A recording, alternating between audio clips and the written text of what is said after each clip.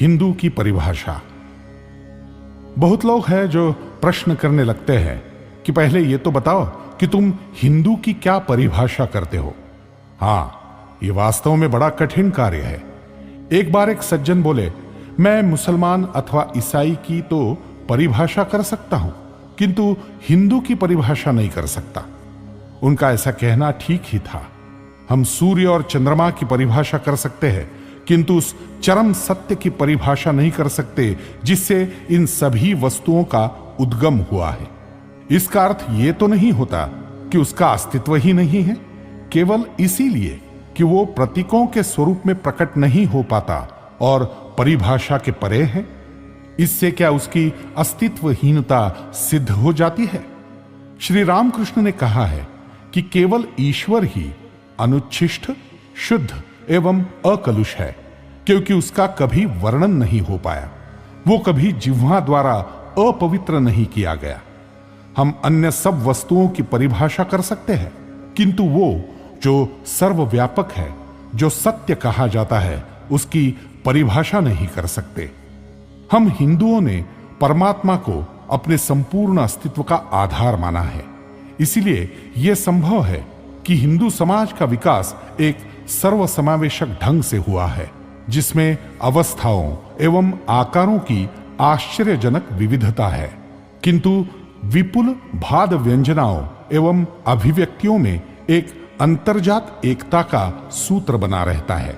हिंदुओं के अंतर्गत सभी मतों और विविध जातियों की परिभाषा हो सकती है, किंतु हिंदू पद की परिभाषा नहीं हो सकती, क्योंकि उसमें उन सभी का समावेश है। निस्संदेह समय समय पर इसकी परिभाषा के अनेक प्रयास किए जा चुके हैं, किंतु ऐसी सभी परिभाषाएं अपूर्ण सिद्ध हो चुकी है। वे पूर्ण सत्य को प्रकट नहीं करती। उन लोगों के संबंध में ये बात स्वाभाविक भी है जिनकी वृद्धि तथा विकास गत अनेक शताब्दियों से होता आ रहा है।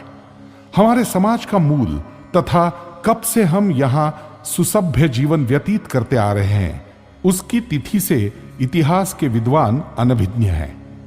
एक प्रकार से हम अनादि है। ऐसे समाज की व्याख्या करना ठीक उसी प्रकार असंभव है जैसे उस परम सत्य की परिभाषा करना, क्योंकि शब्दों का उद्भव तो उसके पश्चात ही हुआ है।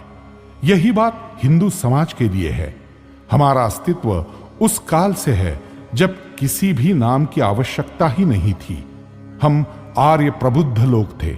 हम लोग प्रकृति एवं आत्मा के नियमों के ज्ञाता थे। हमने एक महान सभ्यता, महान संस्कृति तथा एक अनुपम समाज व्यवस्था का निर्माण किया था।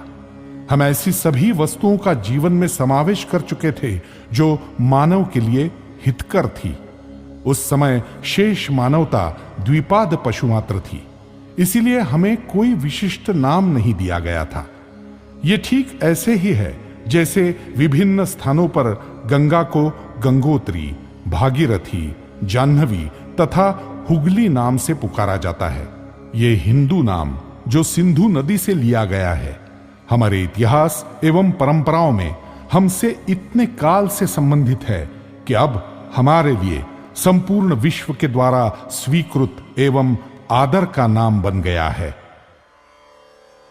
हिंदू जगे तो, हिंदू जगे तो विश्व जगेगा, विश्व जगेगा।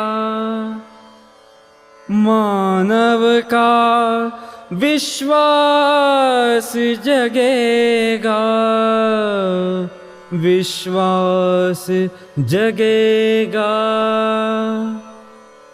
भेद भावना तमस हटेगा, तमस हटेगा।